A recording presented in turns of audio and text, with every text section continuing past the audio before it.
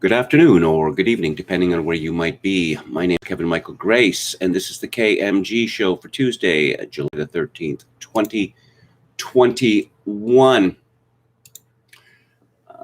South Africa is one of the most populous countries in the world. And of course, we heard little but South Africa, in the 80s and the 90s, free Nelson Mandela and apartheid. Nelson Mandela was freed and apartheid was ended, and the blacks have been running the place since that time. Things have not worked out all that well in South Africa. Despite its enormous natural wealth, it has been bedeviled by every evil.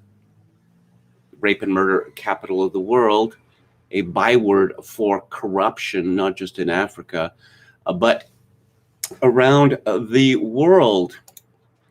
And South Africa is blowing up now, but the media is paying very, very little attention to that.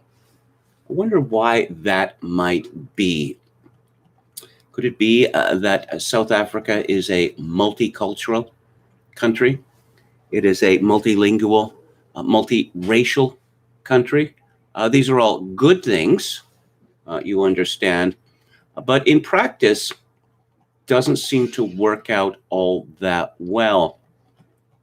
It's a funny thing that when you try to find statistics on racial distribution in South Africa, you run into a problem because all of the blacks are lumped in together in one category. And of course, the blacks in South Africa belong to several different tribes, most particularly the Bantu and the Zulu, and they do not like each other, not one little bit. There's also been an influx of blacks from other parts of Africa to South Africa in recent years. There are also the whites and the so-called colored. And right now, it's blacks killing blacks. One wonders how long it's going to be before others start getting into the neck. This is from opindia.com. Troubling news has been coming from South Africa, where violence has erupted following the arrest of former President Jacob Zuma on July the 7th. While looters and rioters are rampaging through the country, some of Indian origin and others who are white have come together to defend their properties through retaliation. Consequently, Indians are facing racist abuse on social media platforms, and the platforms are being used to further incite violence against Indians living in South Africa. Here's a typical tweet. Indian racism towards black people is worse than white racism. Here is another representative one. Indians are cruel and stingy. There is nothing good that Indians do in this world. They are mean towards black people. Indians must fall. Tweets, I hope Zulu taxi drivers are mobilizing tonight and returning to Phoenix in the morning. Once and for all, Indians need to know it is not their country. Another one. Indians have picked their side and they are attacking and killing our people. When we meet them on the streets, what should we do? What should we do to their children? And it gets worse from there on. Indians are being accused of racism in order to justify racist attacks against them.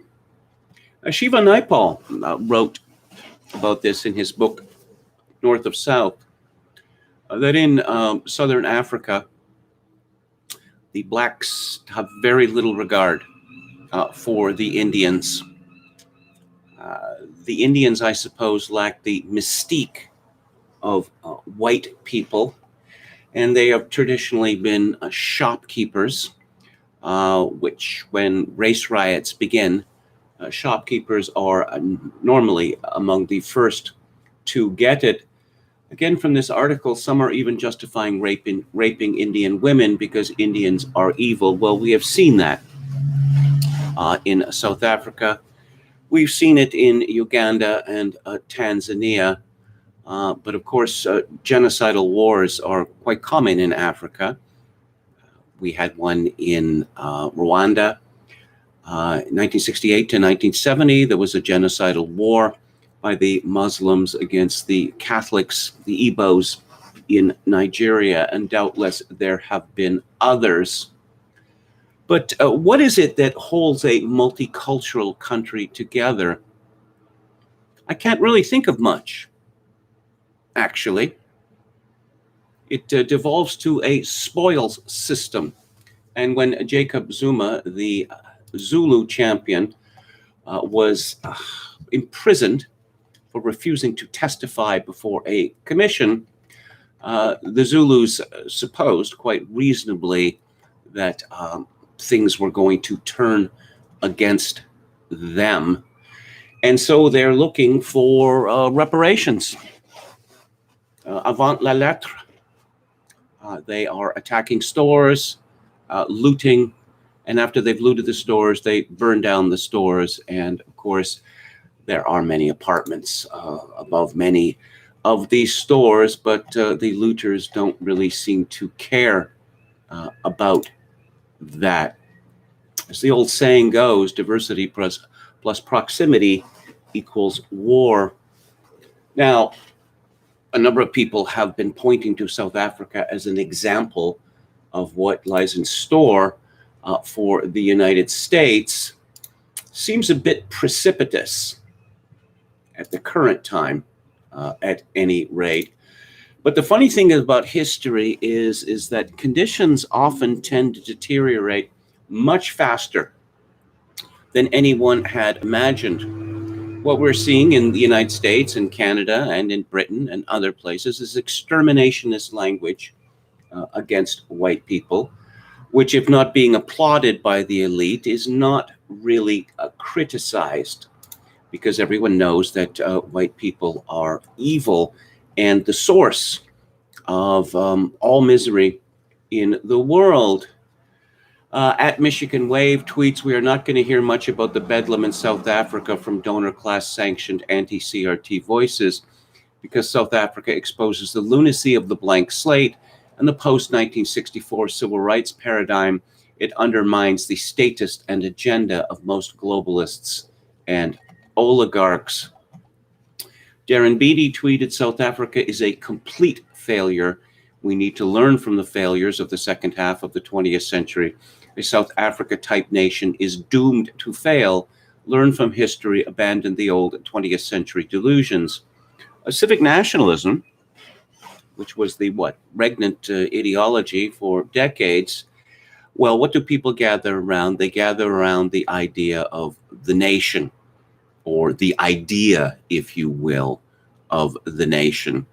But whites in America and Canada have learned that their countries have been evil from the very beginning. So there's nothing really to gather around, is there? Again, there is just a rush for spoils.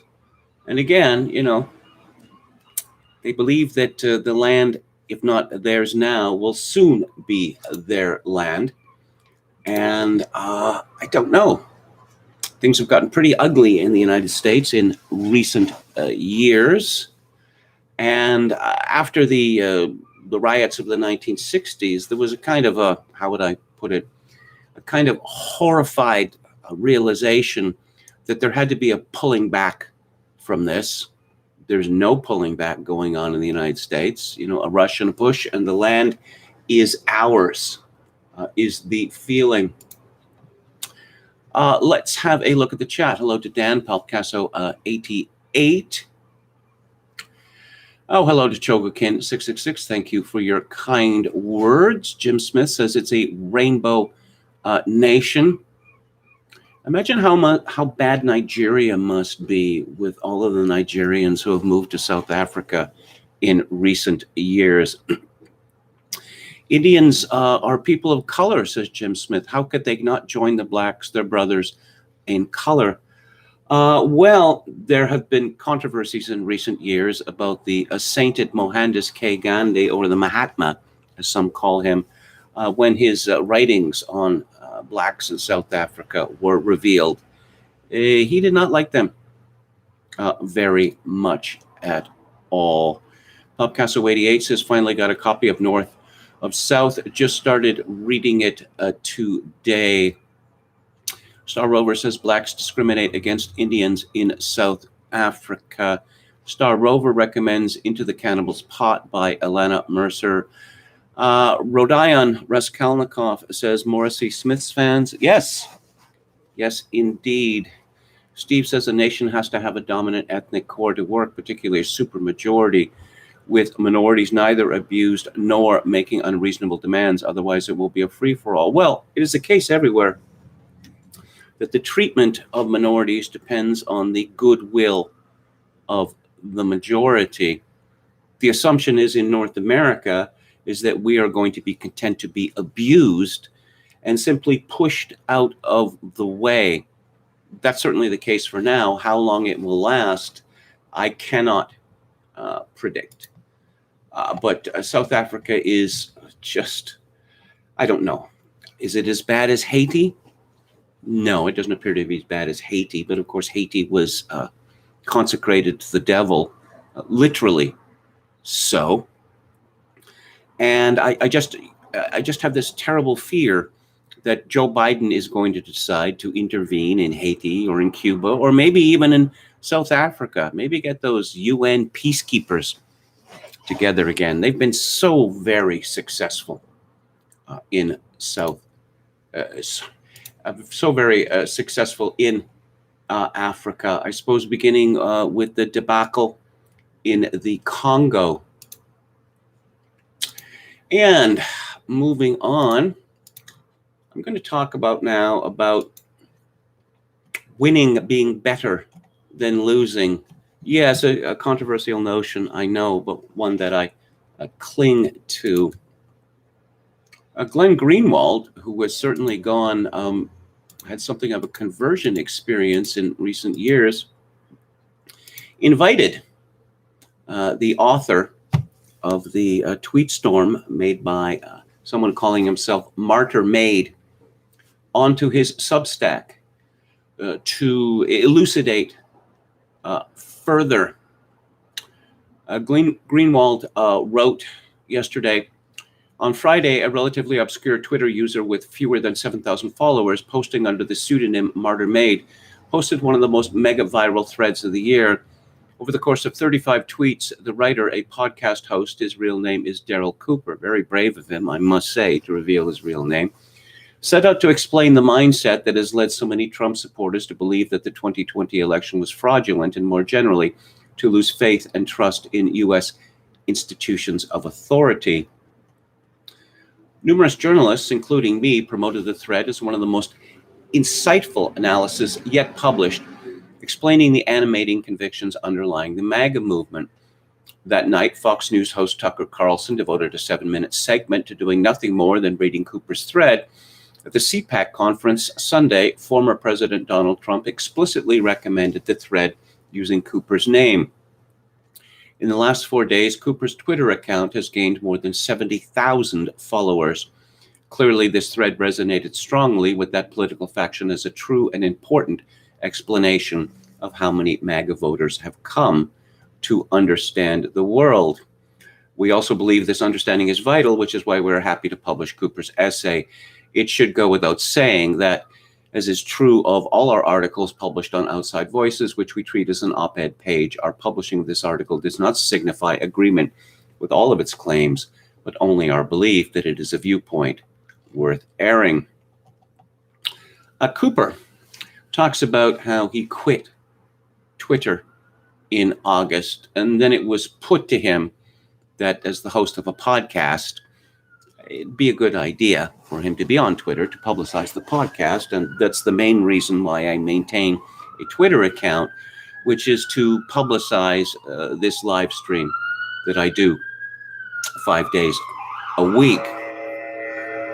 So Cooper gets into a conversation about the election. And the question was put to him, do you think the election was legit? So I told her the truth. I don't know. What I told her was some version of the Twitter thread Tucker Carlson read on air Friday night, in which President Trump, using my name, then explicitly promoted in his speech to CPAC Sunday. I told her I didn't know much about the ballots or the voting machines or some company that she'd heard had ties to Venezuela. I didn't follow Sidney Powell or Lynn Wood or the details of the cases proceeding through the system.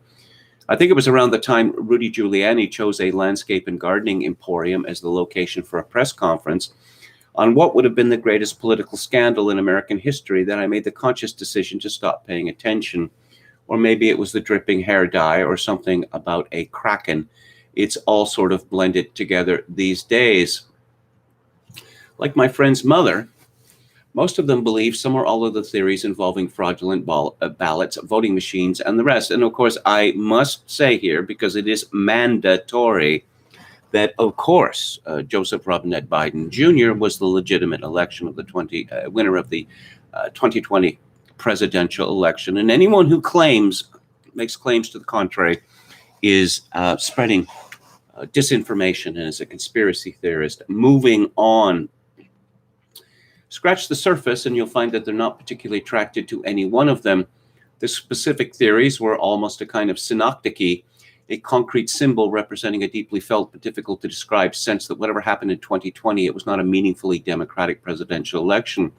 The counting delays, the last-minute changes to election procedures, and the unprecedented coordinated censorship campaign by big tech in defense of Biden were understood as the culmination of the pan-institutional anti-Trump campaign they'd watched unfold for over 4 years. Many of them deny it now, but a lot of 2016 Trump voters were worried during the early stages of the Russia collusion investigation. True, the evidence seemed thin, and the very idea that the U.S. and allied security apparatus would allow Trump to take office if they really thought he might be under Russian blackmail seemed a bit preposterous on its face. But to many conservatives in 2016 and early 2017, it seemed equally preposterous that the institutions they trusted, and even the ones they didn't, would go all in on a story if there wasn't at least something to it. Imagine the consequences for these institutions if it turned out there was nothing to it. This is pretty much my own feeling, or my own remembrance of how I felt at the time, that surely, 17 or 23 different intelligence agencies wouldn't say this publicly, that everyone in the media, that everyone in the elite would say that Trump was a puppet of Putin. There's got to be something there, right? Everyone chortling about the so-called PIS dossier as if, oh, we know what's really going on. And they didn't. They were simply lying. We now know, Cooper writes, that the FBI and other intelligence agencies conducted covert surveillance against members of the Trump campaign based on evidence manufactured by political operatives working for the Clinton campaign, both before and after the election. We know that those involved with the investigation knew the accusations of collusion were part of a campaign approved by Hillary Clinton to vilify Donald Trump by stirring up a scandal, claiming interference by the Russian security service. They might have expected such behavior from the Clintons. Politics is a violent game, and Hillary's got a lot of scalps on her wall. But many of the people watching this happen were Tea Party types in spirit, if not in actual fact. They give their kids a pocket constitution for their birthday. They have yellow ribbon bumper stickers and fly the POW MIA flag under the front porch stars and stripes, and curl their lip at people who talk during the national anthem at ball games. They're the people who believed their institutions when they were told Saddam Hussein had weapons of mass destruction. To them, the intel community using fake evidence, including falsified documents, to spy on a presidential campaign is a big deal. It may surprise many liberals, but most conservative normies actually know the Russia collusion case front and back. A whole ecosystem sprouted up to pore over every new development, and conservatives followed the details as avidly as any follower of liberal conspiracy theorists Seth Abramson or Marcy Wheeler. When the world learned of the infamous meeting between Trump campaign officials and Russian lawyer Natalia Velsenevskaya, it seemed like a problem, and many Trump supporters took it seriously. Deep down, even those who rejected the possibility of open collusion worried that one of Trump's inexperienced family members, or else a sketchy operative glomming onto the campaign, might have done something that, whatever its real gravity, could be successfully framed in a manner to sway a dozen of John McCain's friends in the Senate. Then Trump supporters learned that Veselnitskaya was working with Fusion GPS, the political research and PR firm used by the Clinton campaign to formulate and spread the collusion accusations. They learned that the anti-Clinton information that was supposed to be the subject of the notorious meeting was provided by the same firm. They learned that she'd had dinner with Glenn Simpson, the owner of Fusion GPS, both the day before and the day after the meeting. Needless to say, Trump supporters were skeptical of Simpson's claim that Veselnitskaya's meeting with Trump campaign officials never came up during either of the dinner dates, given that the content of the meeting was alleged to be the very treasonous, impeachable crime his firm was being paid to investigate and publicize. There's no need to relive all the details of the Russian collusion scam. The point is that conservatives were following it all very closely in real time, and they noticed when things didn't add up.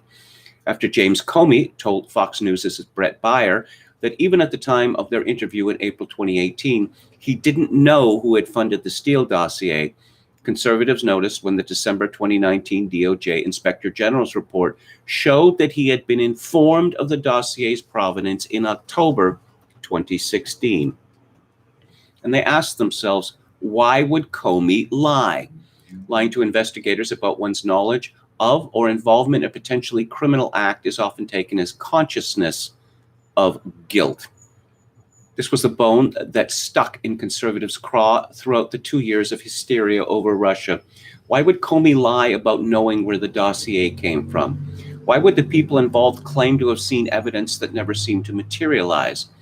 If the point of the special counsel is to take the investigation out of the hands of line investigators to avoid the appearance of political influence, why staff the office with known partisans and the same FBI personnel who originated and oversaw the case?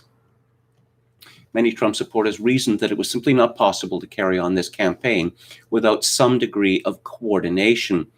That coordination perhaps did not take place in smoke-filled rooms, so they weren't ruling it out, but at least through incentives, pressures, and vague but certain threats, all well understood by people who moved about in the same professional and social class and who complained that they could smell the Trump support when they were unfortunate enough to have to patronize a Walmart. If there was a time when Trump supporters feared Robert Mueller's goon squad, that time had passed by the 2018 midterm elections.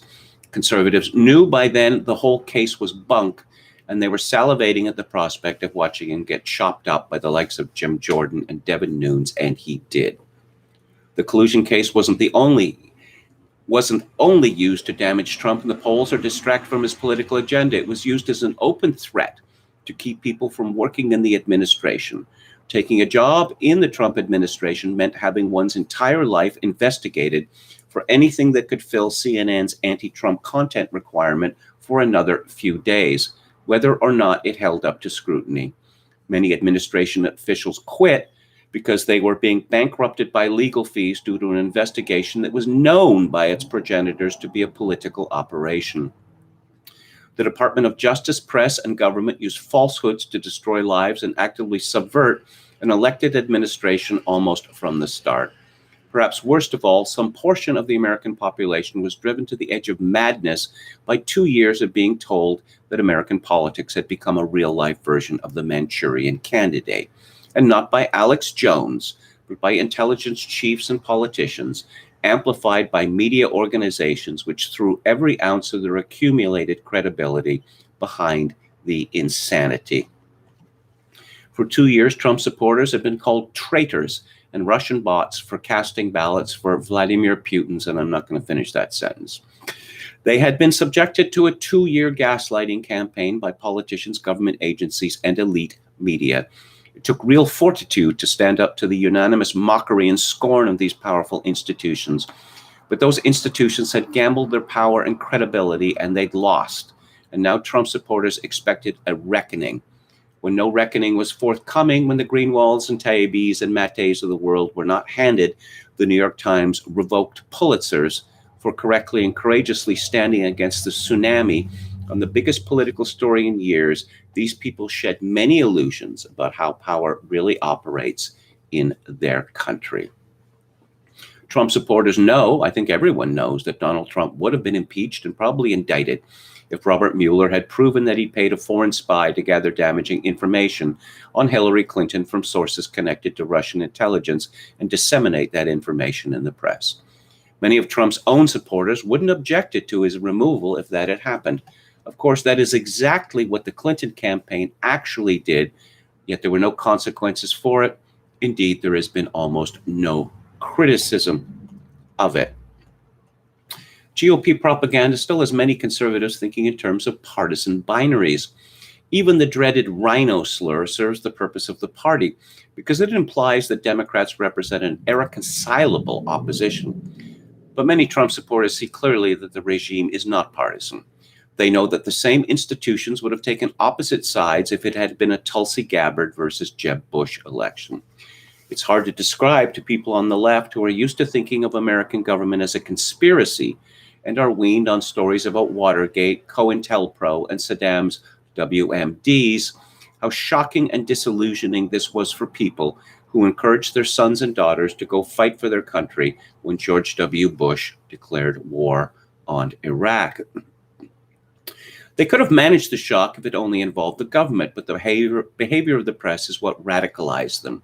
Trump supporters have more contempt for journalists than they have for any politician or government official because they feel most betrayed by them.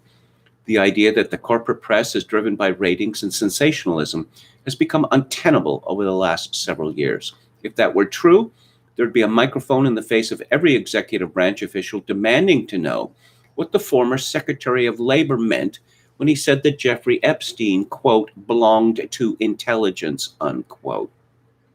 The corporate press is the propaganda arm of the regime these people are now seeing an outline. Nothing anyone says will ever make them unsee that, period. This is profoundly disorienting. Many Trump supporters don't know for certain, and there's some talk about 2020 here, which I won't get into. Tens of millions of people will always see Brett Kavanaugh as a gang rapist based on an unproven accusation because of CNN. And CNN seems proud of that. They helped lead a lynch mob against a high school kid. They cheered on the most deadly and destructive riots in decades. Conservatives have always complained that the media had a liberal bias. Fine, whatever. They still thought that the press would admit the truth if they were cornered. They don't believe that anymore. What they've witnessed in recent years has shown them that the corporate press will say anything, do anything, to achieve a political objective or simply to ruin someone they perceive as an opponent. Since my casual Twitter thread ended up in the mouths of Tucker Carlson and Donald Trump, I've received hundreds of messages from people saying that I should prepare to be targeted. Others don't think that will happen, but even most of them don't think it's an irrational concern. We've already seen an elderly lady receive physical threats after a CNN reporter accosted her at home to accuse her of aiding Kremlin disinformation ops. We've seen them to threaten to dox someone for making a humorous meme. Throughout 2020, the corporate press used its platform to excuse and encourage political violence. Time magazine told us that during the 2020 riots, there were weekly conference calls involving, among others, leaders of the protests, local officials responsible for managing them, and members of the media charged with reporting on the events.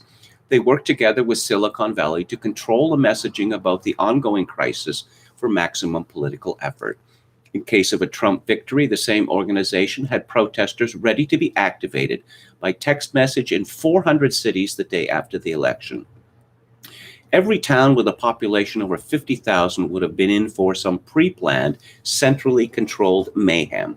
In other countries, we call that a color revolution. Throughout the summer, establishment governors took advantage of COVID to change voting procedures, often over the protests of the state legislatures. It wasn't only the mass mailing of live ballots, they also lowered signature matching standards, axed existing voter ID and notarization requirements, and more. Many people reading this might think those were necessary changes either due to the virus or to prevent potential voter suppression. I won't argue the point. But the fact is that the United States Constitution states plainly that, quote, the times, places, and manner of holding elections shall be prescribed in each state by the legislature thereof, unquote. As far as conservatives were concerned, state governors used COVID to unconstitutionally usurp their legislature's authority to unilaterally alter voting procedures just months before an election in order to help Biden. Lawyers can argue over the legitimacy of the procedural modifications. The point is that conservatives believe in their bones, and I think they're probably right, that the cases would have been treated differently in both the media and in court if the parties were reversed. And then came the Hunter Biden laptop scandal. Liberals dismissed the incident because after 4 years of obsessing over the activities of the Trump children, they insist they're not interested in the behavior of the candidates' family members. But this misses the point entirely. Big Tech ran a coordinated censorship campaign against a major American newspaper, while the rest of the media spread base propaganda to protect a political candidate. And once again, the campaign crossed institutional boundaries, with dozens of former intelligence officials throwing their weight behind the baseless and now discredited claim that the laptop was part of a Russian disinformation campaign. That lie was promoted by big tech companies, while the true information being reported by the New York Post about the laptop's contents was suppressed. This is what happened. Even the tech companies themselves now admit that it was a mistake. Twitter CEO Jack Dorsey said it was an error and apologized, but the election is over. Joe Biden has appointed Facebook's government regulations executive as his ethics arbiter. So who cares, right? It hardly needs saying that if the New York Times had Donald Trump Jr.'s laptop full of pictures of him smoking crack and engaging in group sex, lots of lurid family drama, and emails with pretty direct discussions of political corruption, the paper of record would not have had its account suspended for reporting on it. Let's remember that stories of Trump being pissed on by Russian prostitutes and blackmailed by Putin were promoted as fact across the media spectrum and used as the basis for a multi-year criminal investigation when the only evidence was a document paid for by his opposition and disavowed by its primary source. And he concludes, this is Cooper, from the perspective of Trump supporters, the entrenched bureaucracy and security states subverted their populist president from day one. The natural guardrails of the Fourth Estate were removed because the press was part of the operation. Election rules were changed in an unconstitutional manner that could only be challenged after the deed was done, when judges and officials would be playing chicken with a direct threat of burning cities. Political violence was legitimized and encouraged. Major newspapers and sitting presidents were banned from social media, while the opposition enjoyed free rein to promote stories that were discredited once it was too late to matter. Conservatives put these things together and concluded that whatever happened on November 3rd, it was not, and I can't say any more. Finally, you're not going to agree with the conservatives on everything, but if in 2004 I had told you that the majority of the GOP voter base would soon be seeing the folly of the Iraq War, become skeptical of state surveillance, and beginning to see the need for action to help the poor and working class, you'd have told me such a thing would transform the country. Take the opportunity. These people are not demons, and they are ready to listen in a way they haven't in a long time. And you can find this at outsidevoices.substack.com, and it is by Daryl Cooper. Oh, speaking of Hunter Biden, this is from Robert Kraychik at Breitbart. Peter Schweitzer, president of the Government Accountability Institute, said Monday that his organization had confirmed that President Joe Biden was a direct beneficiary of Hunter Biden's financial deals with foreign interests. Schweitzer explained how GAI cross-referenced Secret Service travel logs during Joe Biden's tenure as vice president to corroborate the authenticity of Hunter Biden's emails. GAI asked, how can we demonstrate whether the emails are real? We already have, for example, Hunter Biden's Secret Service travel records. They were released by Senator Ron Johnson's committee. These are the official records that say the Secret Service traveled with Hunter to this location, to that location, etc. So we asked, do the emails on Hunter Biden's laptop correspond with the travel records? If our email references that Hunter is in Dubai on a certain date, does that line up with the Secret Service travel records? Absolutely, 100%. So there's no question. Of course, Hunter Biden hasn't denied it, but there's no question that the laptop emails we have possession of are 100% accurate and correspond directly with existing email, and the information is devastating. Sean Hannity asked him on a scale of 1 to 10, how bad are the coming revelations? Schweitzer said the coming revelations, based on where we are in the middle of stuff now, on a scale of 1 to 10, and you know, Sean, I'm pretty cautious about this stuff, frankly, are 11. It's that bad. Oh, okay. In more corruption news, again, this is from Warner Todd Houston at Breitbart. And how far will they go? There's no limit to how far they will go. Kamala Harris's stepdaughter, Ella Emhoff, makes her high fashion runway debut in Paris. Being second daughter has its perks. Vice President Kamala Harris's stepdaughter, Ella Emhoff, made her debut on the French high fashion scene in Paris on Wednesday. Emhoff walked the runway for the fashion company Balenciaga in its first haute couture show since 1967. Balenciaga Couture, thank you, congrats. And the whole Balenciaga team, really amazing, the 22-year-old model wrote on Instagram. Emhoff added several photos of her getup for the runway walk, featuring the idiosyncratic and gender-fluid designs of the fashion house. Let's see. Emhoff has only been a model for a few months, and she's already been included in several high-profile gigs, including Balenciaga and New York Fashion Week. She added a modeling deal with KMG models to her resume and debuted her own line of knitwear earlier this year. The flood of accolades and sudden success seems to be quietly raising eyebrows in the world of fashion, though. For instance, The Cut felt the need to explain why Emhoff was part of the fashion show, saying her presence on the Balenciaga Couture runway may have seemed like a big leap for someone so early in her career, but it actually made sense in context of couture. It is because Balenciaga is a gender-fluid designer, they explained. The plain-looking, rail-thin Emhoff was celebrated by the corporate media. She is ugly. I don't mean to be cruel, but she is ugly. She's covered with tattoos, of course. She doesn't shave her armpits. The look that she's going for is a weird little girl.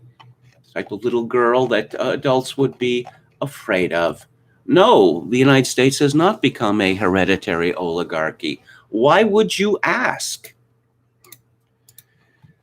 And back to the chat. I think we're a potato republic, says Steve. Chokan 666, and the main evidence is Biden himself, demented and profoundly unpopular. You know, again, looking back to last year's election, one would have thought that there would be some unease, actually a considerable amount of unease, due to the fact that Joe Biden barely campaigned for the job of president. And when he did show up, he mostly babbled incoherently or sucked his wife's finger in public or just all manner of things. How can you be elected president of the United States when you don't campaign? But the media seem to be quite confident. And I wonder why they were so very confident. Well, I think that the Time magazine article explains a great deal of this. And of course, why would this Time magazine article be published? We're going to tell you everything that we did to win the election. You really want to do that? Because, you know, it seems like a conspiracy, particularly what Cooper mentioned, that, yep, well, if we lose anyway, we are going to get our people on the streets by any means necessary. As Jesse Jackson likes to say, it ain't over till it's over, and even then, it ain't over. Jim Smith says this stunning Ella and her 18 tattoos. Chogokin666 says another rebel whose mother is the vice president. Anron says because Biden was running against Orange Hitler, no need to campaign. But he says the only solution to the South African dilemma was partitioned ethno-states. Was never going to happen. Hello, Kevin, says Buddy. Hello to you. No ball games tonight. A nice respite. Mandatory internet ideas because racist bots and drunks tweeted mean words. Yeah, and what is the nature of these bots? Perhaps you've seen the meme. My brother was just diagnosed with COVID.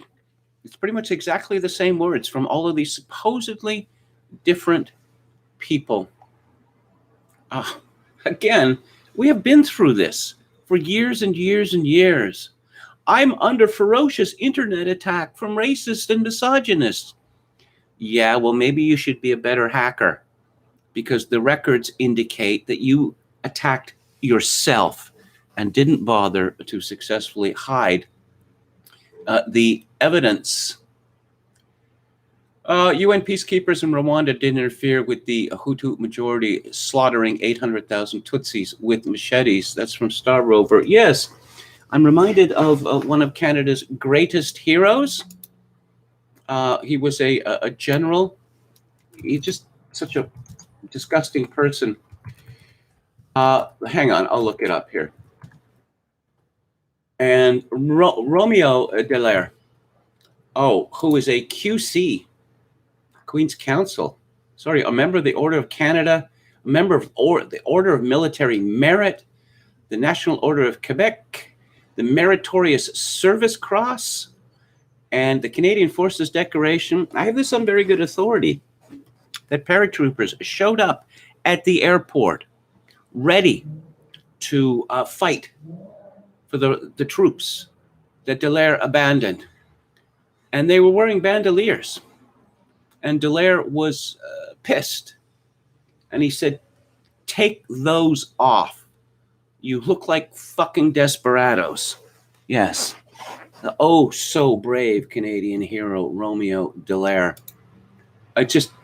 Even today, it's a shocking thing that a general would condemn his own men in these ways. Speaking of exterminationist speech, this is from Pam Key at Breitbart. Former Democratic National Committee Chairman Howard Dean said Tuesday on MSNBC's The Beat that former President Donald Trump is like Jim Jones, the cult leader. It's pretty frightening, really, he said. The CPAC people have gotten more and more sort of off the charts, and Trump has always been a little nuts. The thing that is so ironic about this is that the people who they are killing in Missouri, for example, are actually Trump voters. You see, Trump is murdering people in Missouri. How exactly is Trump murdering people in Missouri? I guess he must have magic powers. Because the Trump voters have a higher percentage of people who are not vaccinated, exactly because of the garbage this former president is putting out. White people, is it? I'll get to that in a moment. They are not being vaxxed in southern Missouri, which is a conservative part of the state and a conservative part of the country. You have the death rate going up hugely, is it now? The highest increase of death rates have been in places like Mississippi and Alabama, Arkansas and Missouri. This is where people believe this. This has become a cult. There is no rationality. There is rationality behind this. It's a cult based on anger, fear, and ignorance. These guys are not interested in serving the country. This is like Jim Jones in Guyana. It really is. Trump is Jim Jones. 900 of his followers died, some of whom did not go willingly, but he mesmerized them. Trump has got these people mesmerized. That is principally because these are ineffective people. They've lost their own agency. Oh, they're zombies, in other words. They've given up their own hope. So they did what the Germans did in the Depression. They put their faith in somebody who turned out to be a madman. We know for a fact Governor Cuomo of New York forced people infected with COVID into old age homes. That is to say, into the direct presence of the people who are overwhelmingly most at risk from COVID. How many people died as a result of this decision by Cuomo? 10,000, 15,000? More? Cuomo then lied about this, saying that he had never ordered this. He had the notification removed from the New York State website. And guess what? He's still in power. This is a man who has actual blood on his hands, but somehow Donald Trump is Jim Jones. What does the New York Times have to say about this? Oh, the ever-popular Jamel Bowie. America punishes only a certain kind of rebel. Yes, and Jamel Bowie is, take that, Andrew Johnson. Yeah, he seems to be absolutely infuriated that Robert E. Lee and Jeff Davis were not executed, as well as Alexander Stevens not executed as well. Of course, I've mocked in the past DR3, Dems are the real racists. Let's talk about Jim Crow. Let's talk about who voted for the Civil Rights Act, etc. But that is as nothing compared to going on about Reconstruction. Bowie concludes, it almost does not matter if Trump runs for president again. The damage has been done, not just in terms of what is possible, an attack on the Capitol building, but in terms of what is remembered. If, as Trump suggests, the insurrectionists are heroes and martyrs, then the insurrection, insurrection, itself is already fast becoming something of a lost cause. And if experience tells us anything, it's that we should not underestimate the power and potency of that particular narrative. Well, I wonder what Bowie would say if he read Daryl Cooper's piece. I haven't heard any of these people apologize for Russiagate, for the illegal surveillance, for Comey's lying, and all the rest of it. I haven't heard anyone at CNN apologize. That CNN a couple of years ago had a lengthy segment on the shape, the nature of Donald Trump's penis. No, I don't recall any of that happening. But these people are shameless, absolutely shameless. Abigail Shrier, who wrote a fine book on transsexualism called Irreversible Damage, which I highly recommend to you, has a piece on her Substack. Yes, she has a Substack too.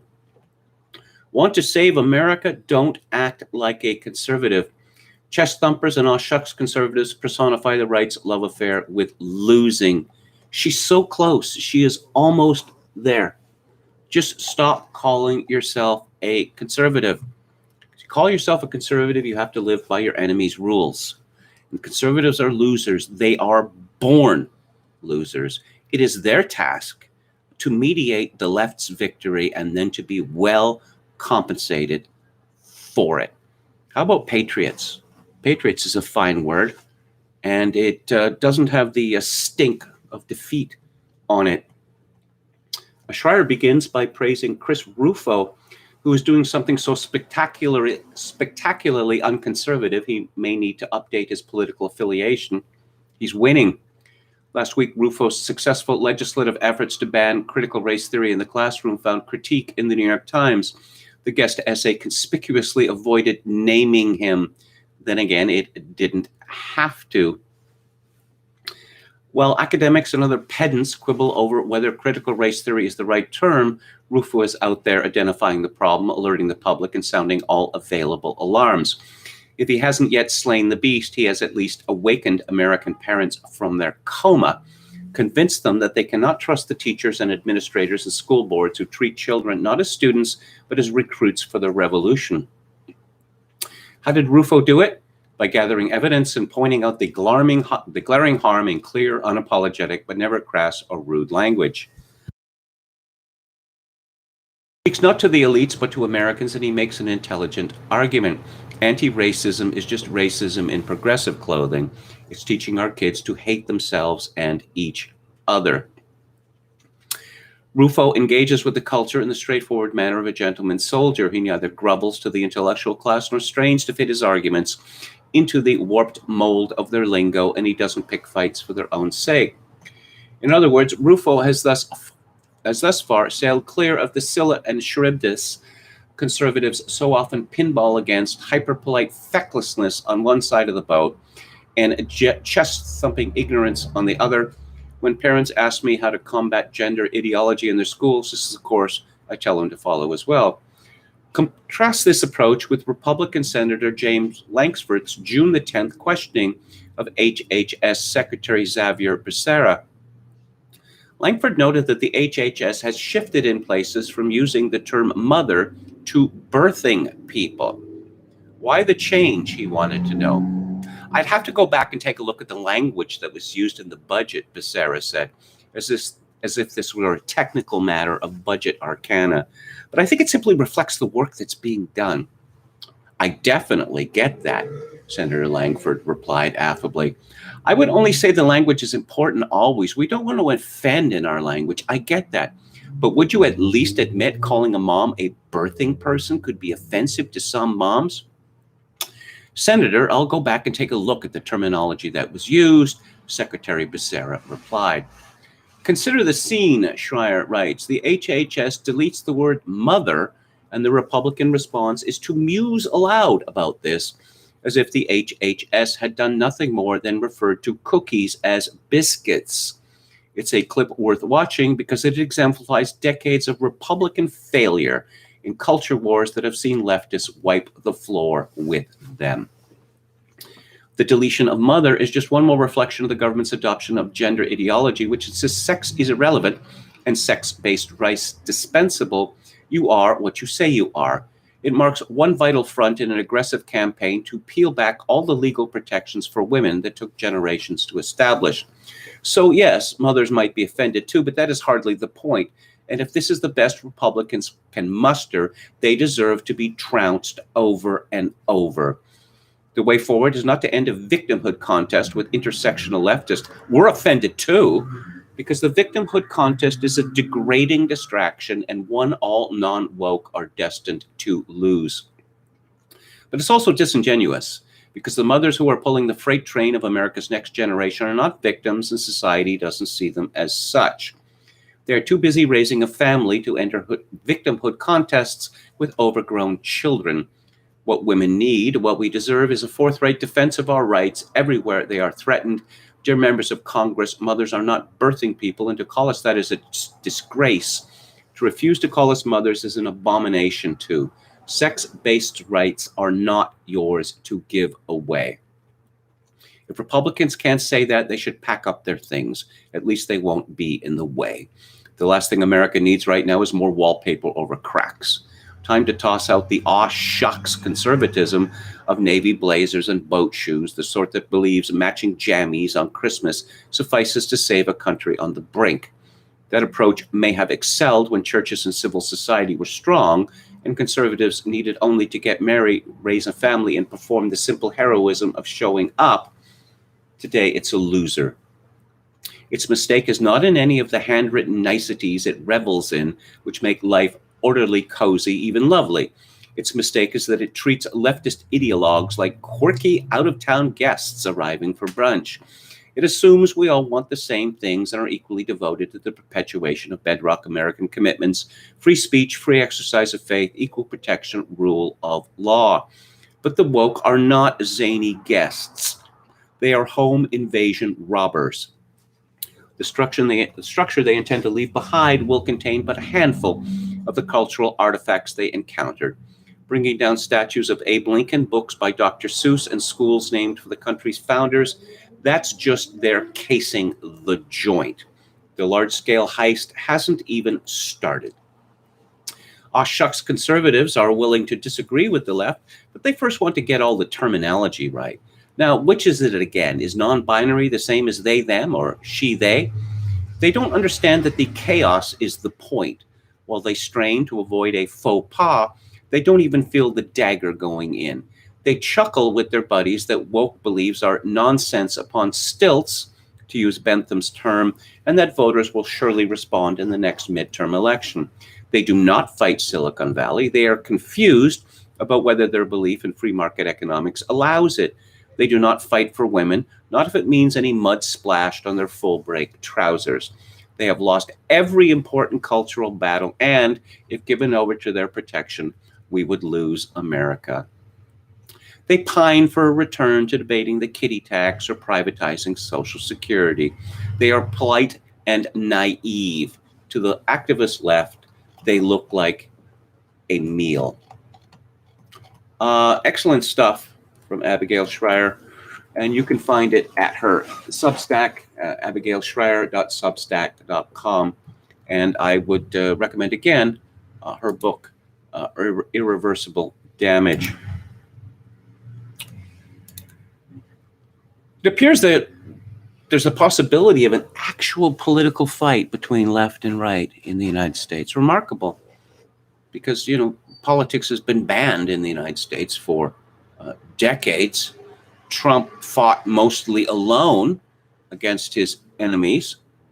Paul Ryan, oh yes, give us tax cuts, more tax cuts, and then maybe I can do something for you. Of course, Ryan was never going to do anything for Trump. Here's a piece by Zaid Jilani in The American Mind. The Republican old guard needs to adopt new tactics to deal with a rapidly changing society. Over the past few months, it finally feels like America's conservative movement has some wind in its sails. As state legislatures and other governing bodies move to prohibit the promotion of critical race theory in the public schools, liberals appear to be on the defensive for once. Panicked left-leaning news segments and defensive statements from the nation's teachers' unions suggest that the push to prohibit the teaching of woke racial ideas has progressives feeling the heat. Conservatives have the upper hand in this fight because they have chosen a favorable playing field. While cultural progressives dominate most institutions in America, media, the arts, the universities, increasingly corporate America, Republicans retain a majority in state legislatures. These legislatures have every right to regulate what goes on in schools that they fund, oversee, and require students to attend. While the details of individual bills deserve scrutiny, there is no credible argument against providing democratic oversight over the ideas that children are taught in public schools. Public institutions must be accountable to the public, and elected legislatures are one of the primary vehicles for seeking accountability. Yet Republicans did not adopt this strategy until the past year, when journalist turned advocate Christopher Rufo dug deep into America's burgeoning anti-racism industrial complex and unearthed instructional material that was being used in various large institutions to portray whites as oppressors and non-whites as victims. He met with think tanks and lawmakers and even found an ally in President Trump, who banned woke training across the federal government before President Biden changed course. It is an indictment of what you could call Conservatism, Inc., the constellation of think tanks, right-leaning publications, consultants, and lawmakers that have fell to Rufo, a documentarian who only recently began to move to the right. He did not vote for Trump in 2016, to design their pushback against wokeness. For too long, Conservatism, Inc. has simply failed to generate any new ideas to tackle the problems of an evolving country. Since the Reagan years, conservatives have coalesced around a narrow set of solutions to every problem: cut taxes and shrink the size of government.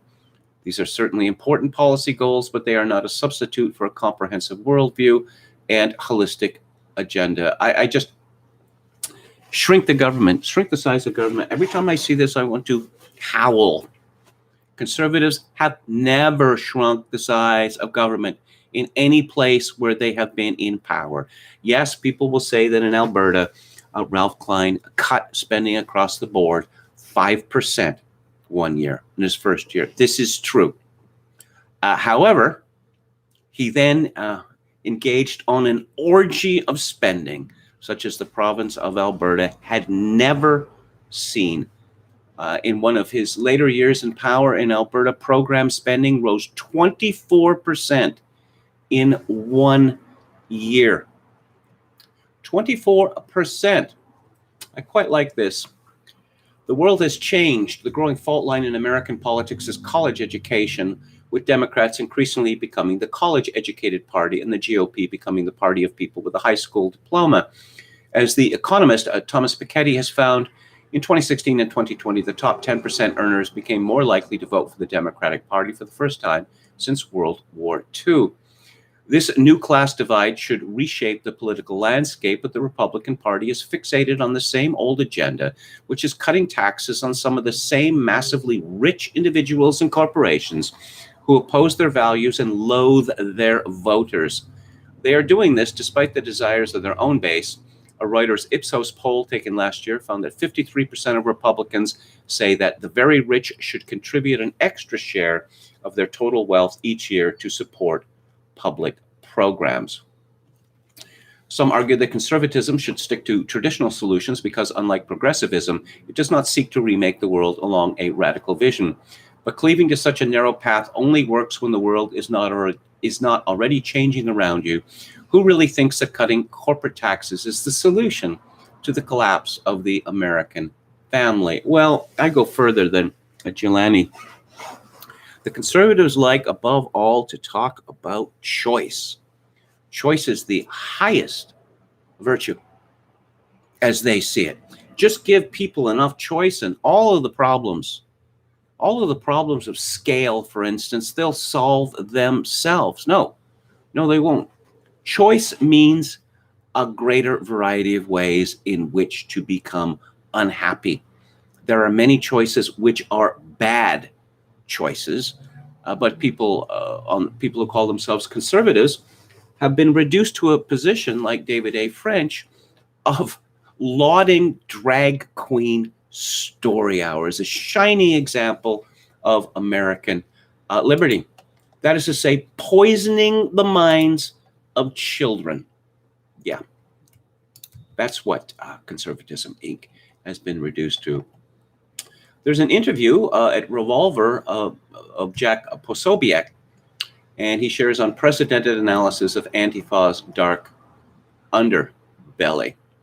Antifa is, of course, a criminal conspiracy, but the Department of Justice doesn't want to do anything about it, obviously because there's a great deal of support for Antifa at the Department of Justice and the Federal Bureau of Investigation. Posobiec has some good things to say about the cult schooling amongst the Republicans, amongst the conservatives.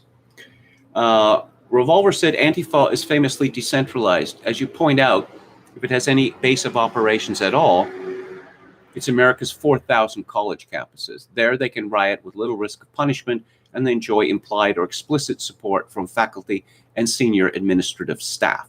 They enjoy these advantages even in schools in GOP-controlled states. What should conservatives be doing in their state legislatures to prevent publicly funded schools from becoming revolutionary incubators?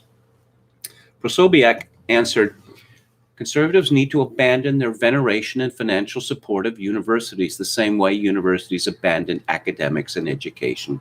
Conservatives need to end the free flow of money to these enemies of the Republic, end their tax breaks, and seize their endowments. Patriotic education must be restored across K-12 as well, and CRT propagandists fired.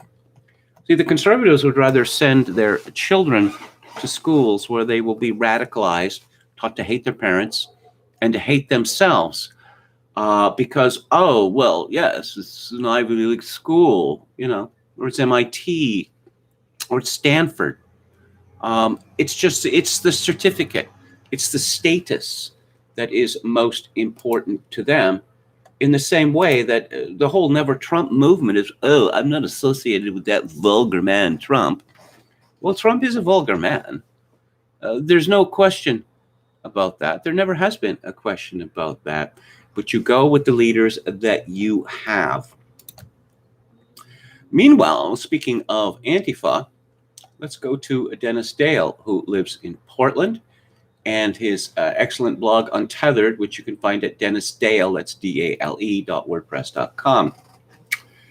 While committing his office to restorative justice, prioritizing the rehabilitation and restoration of criminals rather than law and order, and indulging anarchist rioting, Multnomah County District Attorney Mike Schmidt is aggressively pursuing criminal convictions against cops, having charged one for assault for an extra baton strike on a rioter, referred two so far to the State Department of Justice and promising more.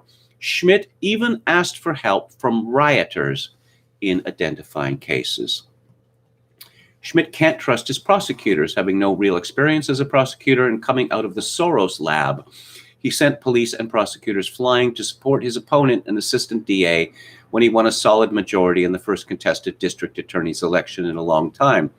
The national project to install progressive DAs nationwide picked their target well here, or couldn't lose.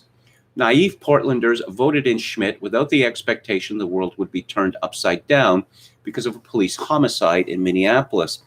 Whether deliberate or not, the wave of BLM-ready district attorneys preceding the riots came as the one in the old 1-2 punch. Unappreciated is the damage done to the relationship between cops and prosecutors, which Schmidt is earnestly hacking away at. The second case, referred to our DOJ, was sent back by Attorney General Rosenbaum. Undeterred, and in the first, the DA hired a criminal defense attorney from a private practice to lead the investigation. In that case, on the night of May 31st of last year, as the city was engulfed in its second night of rioting on behalf of George Floyd, a cop from the city of Gresham, filling in for the understaffed Portland police, shot and killed a man he said was trying to run him over with his car. The incident was lost in all the hysteria because the deceased is white. A county grand jury reviewing body cam footage, which would not have been available if a Portland cop were involved, as they don't wear them. Police abolitionists here aren't enthusiastic about body cams, probably because of cases like this, nonetheless refused to return an indictment. Meanwhile, Schmidt's vague reference to more cases comes as a threat to cops, and his implicit call for public help to root out bad cops can't be helping police morale, which is running out of room down below. And I'm wondering now if Schmidt or someone managing him is going to start looking for a way around citizen grand juries. In Portland, they're winning, despite this minor setback. Let's go back to the chat. Maybe they'll finally coup d'etat, says Chogakin 666. Don Willis, the weak versus strong oil water thing. There's no true gray. We wear the white hats and we win in the end, though it's taken America withstanding a silent coup to awaken and react. The numbers. Ogan's Iron says, quick stopping by. Anyone heard about France going full health dictatorship next month? Yes, I talked about it on the show. I don't know, given the level of hatred of Emmanuel Macron in France, I don't know whether he'll be able to get away with it. Yes, you can show me statistics stating that X amount of the, some sort of supermajority supports this. The fact is, in France, when people dislike something, they go into the streets, and not just people on the left, but people on the right as well. Clownvelt says, scale excludes meaningful choice from the franchise. Yes, I'm going to be talking about Paul Krugman in just a minute. Don Willis says, another thing, the left march in lockstep. Repubs are too busy picking each other apart. The right is full of ravenous rhinos willing to sell to the highest bidder. That is the core of their politics. I don't mind conservative. I try not to cede language to the enemy. Soon you will run out of words. They're not going to call themselves patriots. These people in Conservatism Inc., the very idea of patriotism frightens and disgusts them. Look, the same thing happened to liberal. Liberal used to have a very clear meaning until, the 1960s. It referred to Manchester liberalism. It referred to laissez-faire. It referred to free inquiry. And then it got hijacked by leftists, such that people called themselves liberals. Well, I hate liberals. Everyone hates liberals. But no. You don't know what a liberal is. Oh, I know what a liberal is. And I hate you. And the same thing has happened. The same thing has happened to the word conservatism and conservatism. Clownville says, I remember meeting a French academic who insisted Rwanda's ethnic division was the result of colonialism. He did this in the face of a Rwandan man I knew who escaped the massacres. Yeah. Yes. Jim Jones was a sexual degenerate, and I can recommend a book by Shiva Naipaul, another book by Shiva Naipaul, one of my favorite writers. The English title called Black and White. That was, I suppose, too stark for this American publisher who called it Journey to Nowhere, which is not a very good title, actually. Jim Jones was an actual communist, said Buddy. At the very end, he was requesting assistance from Cuba and the Soviet Union. Yes, and he used to, supposed to be a preacher. This is going back some time before Guyana. He would throw a Bible down on the stage and spit on it and swear at it. And somehow this got unnoticed because he was a leftist. And he was an early apostle of racial equity. He even rather, gave people the suggestion that he was black or part black himself. Emory internet idea. How much of the internet is generated? Oh, I see, by real people. That's a very good question. It's a very good question. There's not only the problem of bots, but there is the problem that a great many people have, say, Twitter accounts. Not very many people use them very often, and not very many people use them to talk about politics. And the people who do talk about politics tend to talk about politics an awful lot. So they are not particularly representative of ordinary opinion. Chogokin 666 says Botswana is a de facto ethno state. So, yes. We still on? Oh, yeah. Here we go. New Yorkers hate it when people say mean things about them. It is so funny to me because everyone knows that New Yorkers are the toughest people in America. This is from Paul Krugman in the New York Times. Over the weekend, J.D. Vance, the author of Hillbilly Elegy and now a Trumpist candidate for U.S. Senator in Ohio, tweeted that he was planning a visit to New York, which he has heard is disgusting and violent. Vance, a graduate of Yale Law School who currently works as a venture capitalist, surely knows better, but he presumably hopes that Republican voters don't. Well, disgusting and violent. I suppose the first one especially is a value judgment. I spent some time in New York. I found it disgusting in many ways, not least the seemingly relentless rudeness of everyone there, especially shopkeepers. It was almost unbelievable. Also, the city, or just Manhattan, which is the part that that I got to know a little. In the summer, it stinks. It stinks horribly. There's garbage everywhere. Yes. And Krugman says, why do so many Americans still believe that our major cities are hellholes of crime and depravity? Is he stupid or just disingenuous?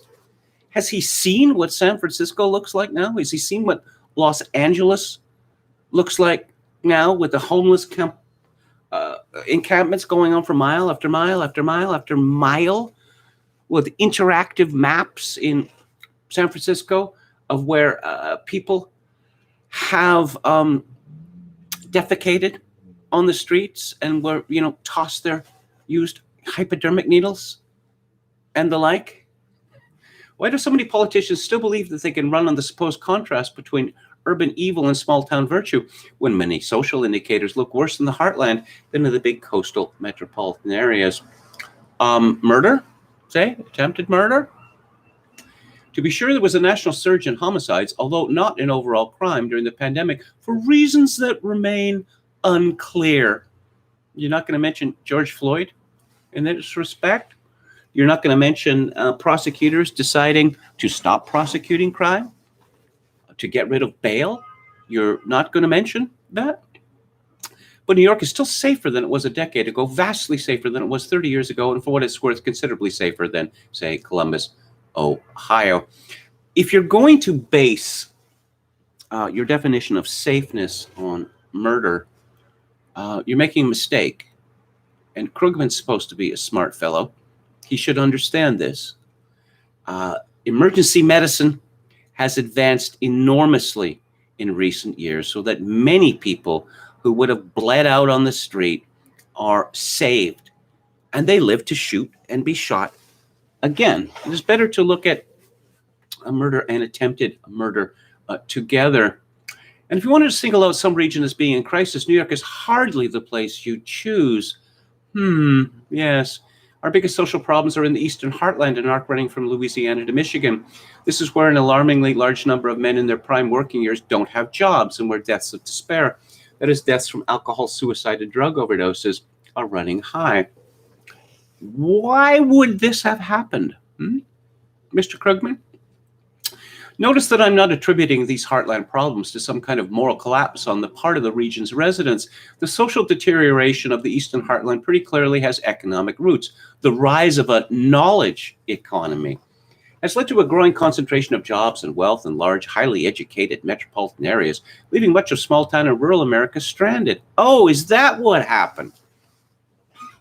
Big business didn't decide to pack up from America and move to Asia, taking the jobs with them. Krugman knows exactly what's happened, but he's not going to say it. The rise of a knowledge economy. Yes, people are being forced to leave their towns, their small towns, or their medium-sized towns because there are no jobs there, because the oligarchs have decided that, I don't know, there's something like about a half dozen cities, 6, 8, 10, where the economy is going to be, and everyone else can go hang. There's also the question of, Oxy. Where did that come from? Big Pharma, that's where it came from. And McKinsey got hired? Because apparently not enough Americans were ruining their lives being addicted to Oxy. So let's bring in one of the world's biggest management firms to finish the job. And loss of this opportunity has ended up being reflected in social disintegration, just as the disappearance of jobs did in many inner cities a half a century ago. Why don't we look at some place like a place as blighted as West Virginia and compare, the disgusting index, the violence index to other places? Strange to say, however, self-proclaimed populists like Vance or Donald Trump aren't drawing the obvious parallels between the Heartland's troubles and those of other Americans at other times, or proposing anything that might improve this situation. Ever heard of Make America Great Again, Krugman? I mean, the sheer dishonesty that comes off the page when you read people like Krugman, amazing. One of the things that people on the right can do is to actually contribute to the culture instead of merely decry it. Dominic Sandbrook is an Englishman who has written several best-selling histories of modern Britain, or Britain in the 20th century, which are really tremendous books. I've talked about several of them on the book club. It's just, you get everything there. You get the macro, and you get the micro, and you get all of these exceedingly interesting stories from across the spectrum of British life. He writes in the Daily Mail about my quest to teach Britain's children about the lessons of history. Forget the left's loathing of our past. What youngsters want to read about is daring do, blood and guts, and the icons of our island story. The past has always provoked fierce arguments, but rarely has it felt so embattled. From the activist mobs daubing statues with graffiti to the supine university administrators canceling Titanic figures, such as the philosopher David Hume and the statesman William Gladstone, we seem to be in the grip of a rage against history itself. I think he really gets to the heart of this here. I don't know that it is so much that, say, Thomas Jefferson owned slaves, or William Gladstone, well, he must have done something bad. It's that they're from the past. And war has been declared on the past itself, not just history. Even children's classrooms, it seems, are not safe from this ideological mania. A week ago, Britain's biggest teaching union, the National Education Union, instructed its 450,000 members to turn history lessons into seminars on British imperialism and racism, all the way from nurseries to colleges. So much then for the thrill of studying Greece and Rome, the mystery of the Anglo-Saxons, or the high drama of the Middle Ages.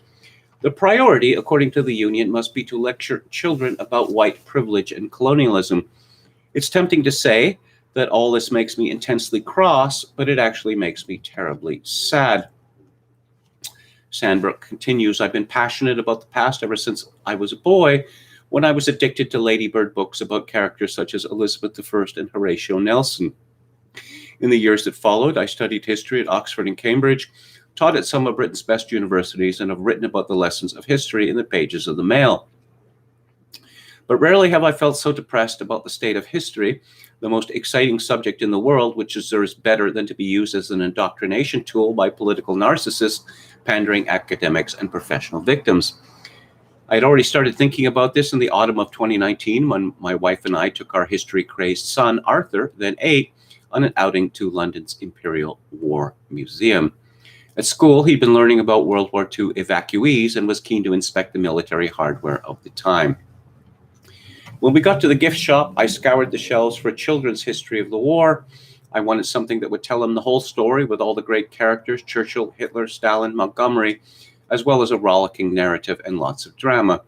But I couldn't find what I wanted. Bookshops are full of children's histories of, say, the U.S. Civil Rights Movement, but amazingly, there was no dramatic narrative of the greatest conflict in our history. Well, Daddy, said Arthur, why don't you write it? And that's how he and I came up with the idea of Adventures in Time, a series of books retelling the great moments of history for children, from the World Wars and the Tudors to Alexander the Great and Cleopatra. For me, it has become the mission of a lifetime. At a time when history is under unrelenting attack, this is my personal crusade to convert Britain's young readers to the joys of the past, free from political dogma or ideological prejudice. From the start, I was determined to write with children in mind, not adults. There was no question of pandering to the weird obsessions of the present. All that mattered were the stories and the characters, from the women who knitted at the foot of the guillotine during revolutionary France's reign of terror, to the white-faced lads from Accrington who swallowed their fear and charged over the top on the first day of the Somme. So he has written, according to the end of this article, Adventures in Time, The Second World War, and Adventures in Time, The Six Wives of Henry VIII, both by Dominic Sandbrook, are published at particular books for £15 each.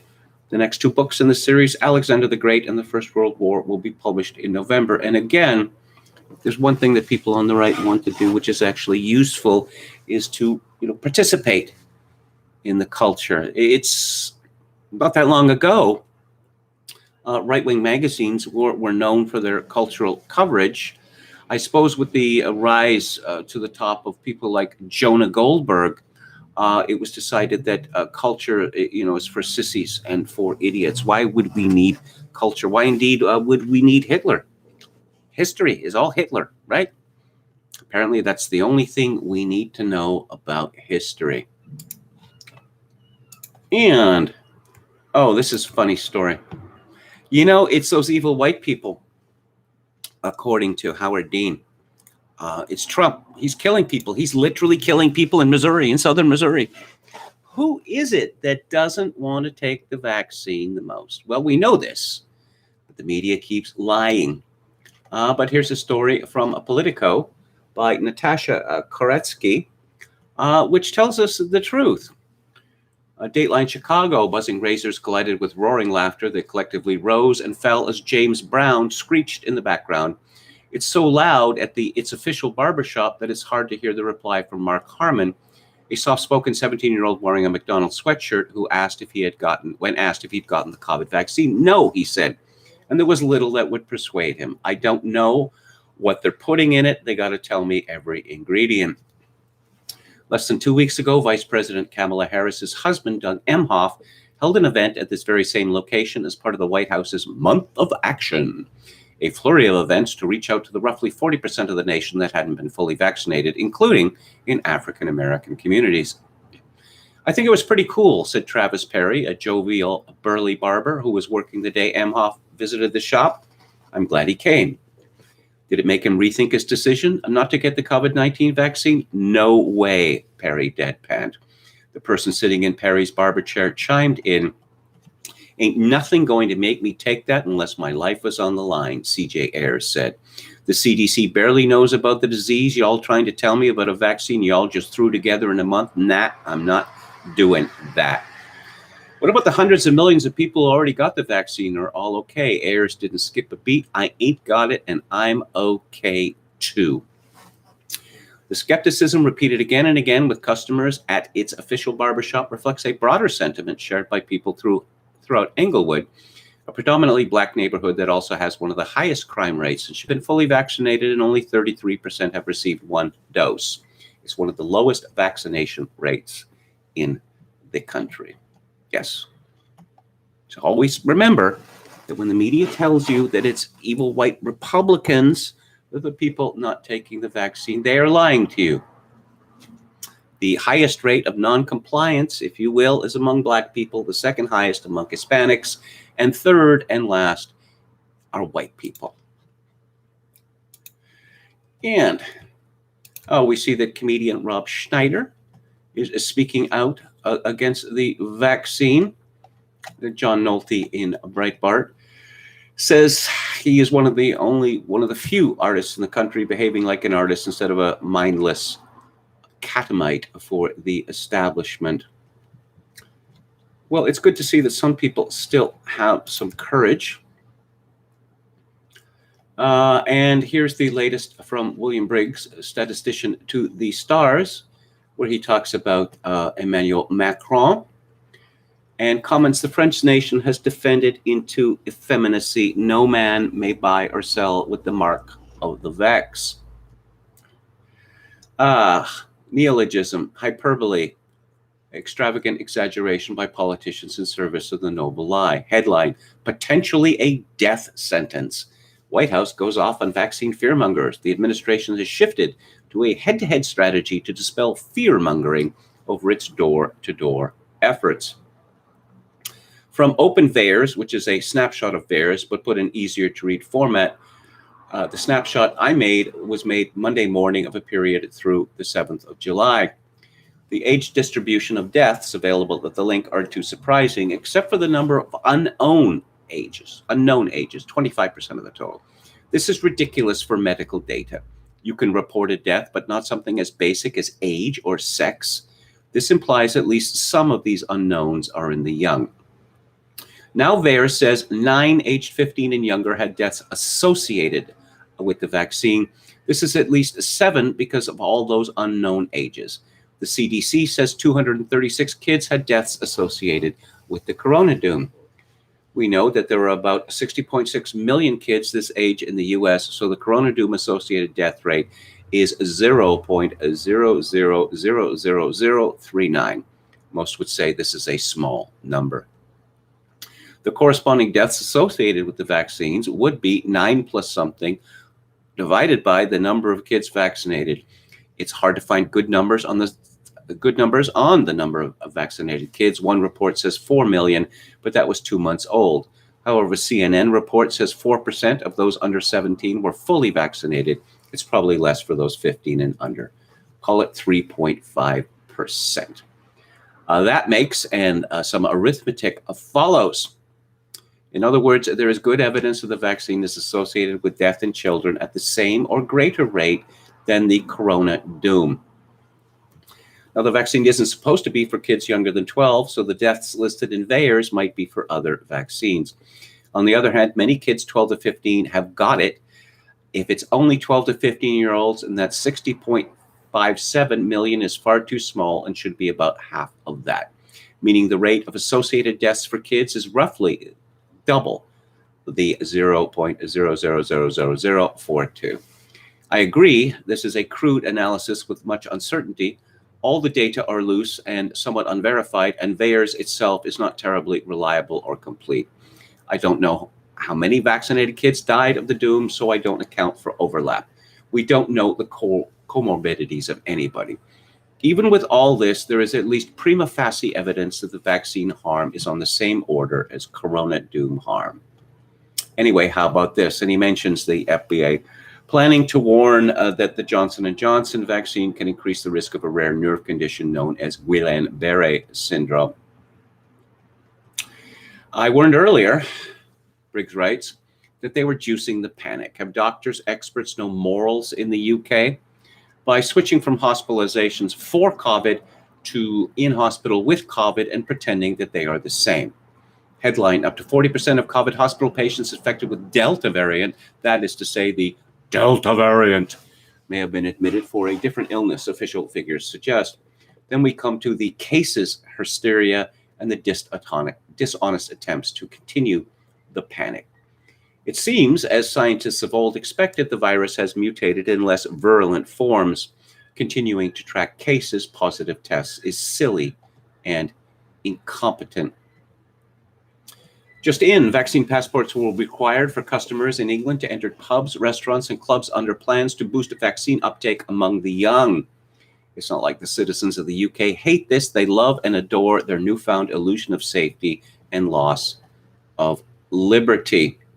This is madness. There is no other word for it, madness. Those countries that did not break free of the English yoke are the craziest.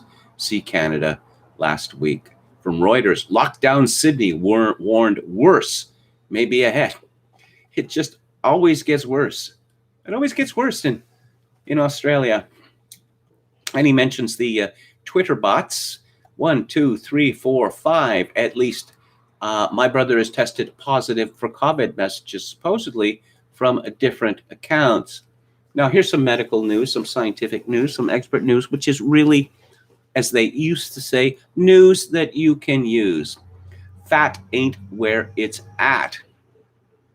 And yes, being fat is one of the worst things that you could do if you don't want to get sick and die, particularly with regard to COVID-19.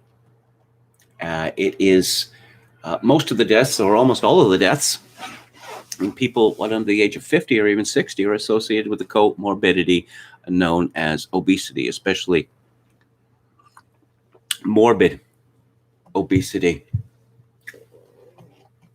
New Zealand will hunt down those not vaccinated. CNN medical contributor Leanna Wen says that life needs to be hard for vaccinated Americans with twice weekly testings. I'm sure it's completely irrelevant that so many of the people demanding that we surrender our rights are not Westerners. Because outside the West, there is little regard for liberty, for rights, for freedom. And I wanted to read from an essay from Lockdown Skeptics, a standalone essay, which I think is quite powerful and quite sobering. This is by reader Jimmy Cazzo. And the headline is, if you could go back 10 years and speak to your former self, what would you tell that unsuspecting fool? He answers, in the future, many of your national assets will be owned by China. Most of the goods you buy will be made there too, which you will not purchase from your fellow countrymen, but from a sole supplier owned by an American. The most successful politicians will not be elder statesmen committed to public service, but young upstarts who view the job as a stepping stone towards tremendous personal wealth in later life. Your government will pass bills to quash peaceful protest and enable the recruitment of child spies. This won't be limited to the intelligence services, but bodies like the environmental and food standards agencies too. When you ask why, nobody will be able to tell you. Your government will set up nudge units staffed by unknown behavioral scientists. They will tell you what to eat, drink, and how you should behave. There will be patronizing health and safety signs everywhere you look. The media will grow dependent on government advertising revenue and cease reporting opinions and events that contradict official narratives. The internet will be dominated by a small number of high-tech companies who will delete all information they disagree with. In the name of safeguarding students from harm, schools and universities will cease debate and inquiry. People with contrary views will be barred from campus. Even student newspapers will be censored by sensitivity readers. At work, you will be made to undergo psychological re-education. The people lecturing you will have no knowledge of psychology, but nonetheless try to change you at a subconscious level. People will be sacked from their jobs for saying there are two biological sexes or for telling an ill-judged joke. They will not be forgiven if they apologize. Every major institution and employer will sign up to this censorious culture, and soon you will censor yourself when speaking to friends and colleagues without even knowing that you've done so. When a virus emerges that kills only 0.3% of those who catch it, the majority of which older than the average span of a life, you will be bombarded 24 hours a day by terrifying public messaging. The police will stop you from meeting a friend for a coffee in the park. They will rummage through your shopping bags to make sure you've only bought things that they deem essential. They will film you as you walk in the countryside and put the footage on the internet so as to shame you. Neighbor will be told to spy on neighbor, and when you have friends round for dinner, the police will knock on your door and give you a fine. You will be told to stay 2 meters away from other people at all times. You will be made to wear a face mask, even though there's no evidence that they do anything at all. When this becomes apparent, scientists will say that you must wear them so as not to frighten other people. Your freedom will end where another's fear begins. Families will be kept from dying loved ones. Widows will be denied the comfort of human touch. Daughters will be arrested for collecting their mothers from care homes. Vast numbers of children will be sent home from school and denied a proper education just because one classmate lost their sense of smell.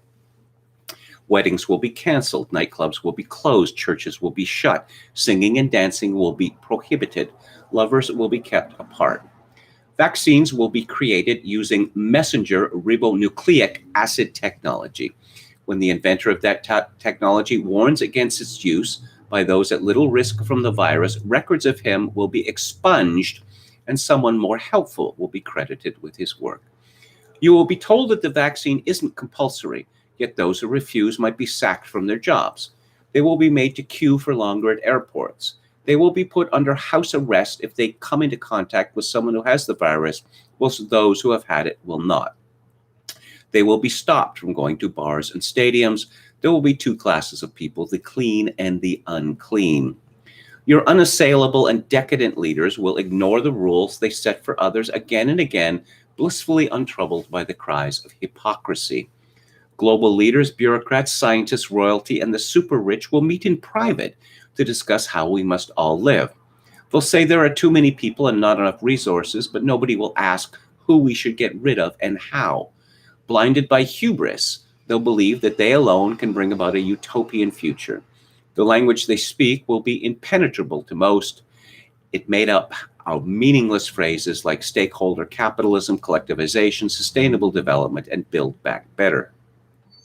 Every now and then, however, they'll make things very clear. You will own nothing. You will rent everything. You will be happy. Few will question what this means, how it will be brought about, or what mandate they have for doing so. Those who do, or any of the above, will be insulted, ridiculed, and so pushed to the margins of society that they are effectively silenced. Most will stand on their front doorstep at 8 p.m. every Thursday, clapping their hands and bashing saucepans. Now, what do you say your former self will do? And again, this is an essay that appeared on Lockdown Skeptics, lockdownskeptics.org today. How would you prepare your former self for the age of COVID? Chad Chadson, our valiant moderator. Thank you for your service. There's a big overlap with Kevin and Borzoi. Ed McNeck says, does anyone know which episode Kevin reviewed Cultured Grugs? I'd love to listen to it again. Okay, well, here's what you can do. If you go on Twitter and you put at KMG Victoria and then Grugs, then you'll have the list. Now, this will appear, the title will appear on 5 lists, But obviously the one where it's at the top of the list, that is the day that I spoke about the book. I think that should be useful to you. Clay Travis and Buck Sexton came out for vax for 65 and older today. It says Don Willis. Better make a vax rap video like Cuomo did. Oh, well, actually, even actual rappers are making vaccination videos now. Head McDeck says, Kevin, my favorite book review of yours was North of South by Shiva Naipaul. Since Lucas apparently deleted his entire show history, would you please consider reviewing it for us? Didn't he move the old shows into some other server? I'd have to look into that.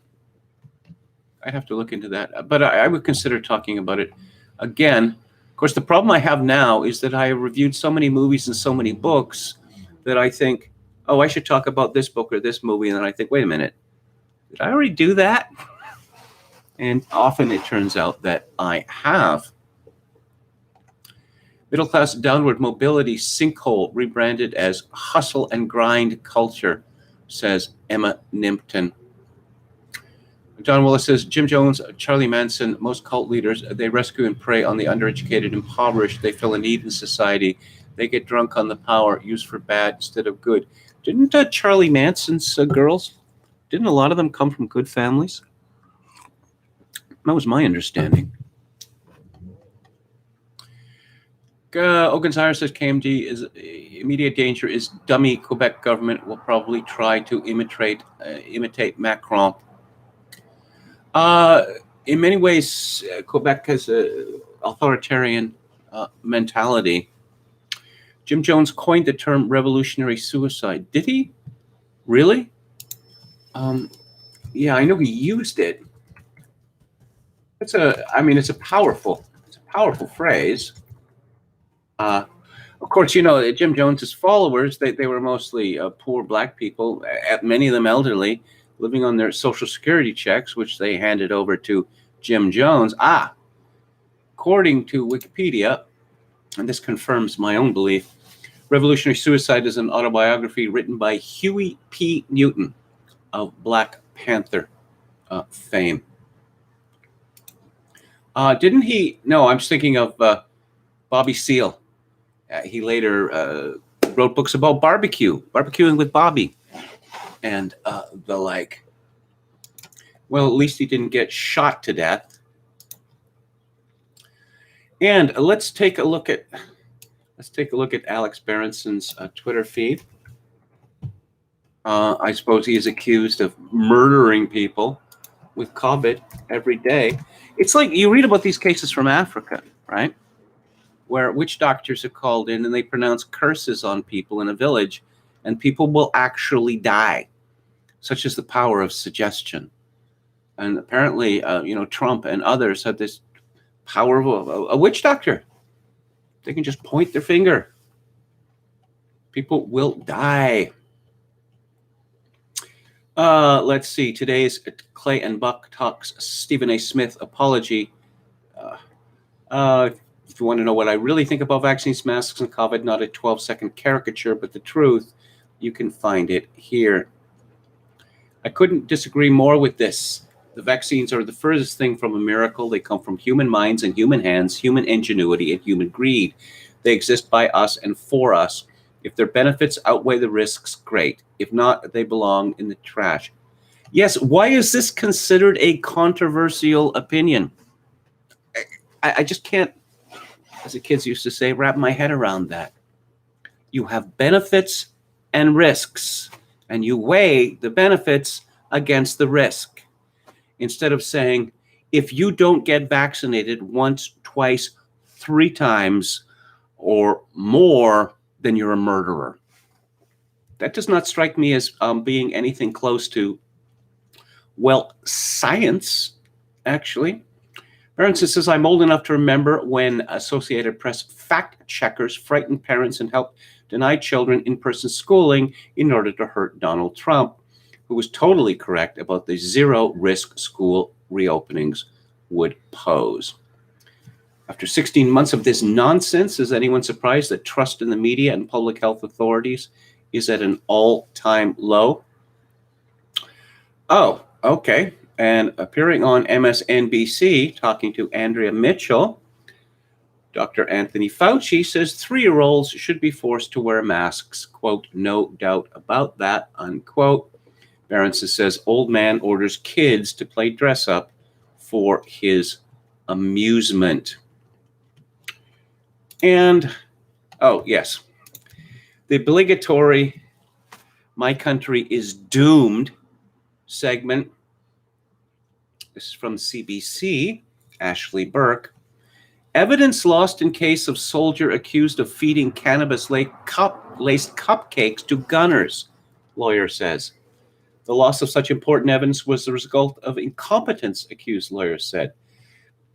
Evidence in a bizarre case of a Canadian soldier accused of drugging comrades with marijuana-laced cupcakes was lost by military police, said the soldier's lawyer, who accuses the Department of National Defense of conducting a sloppy, incompetent investigation.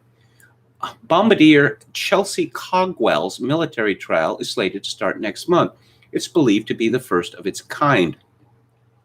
She faces 18 charges, including administering a noxious substance to 8 soldiers without their consent in July 2018 at Canadian Forces Base Gagetown.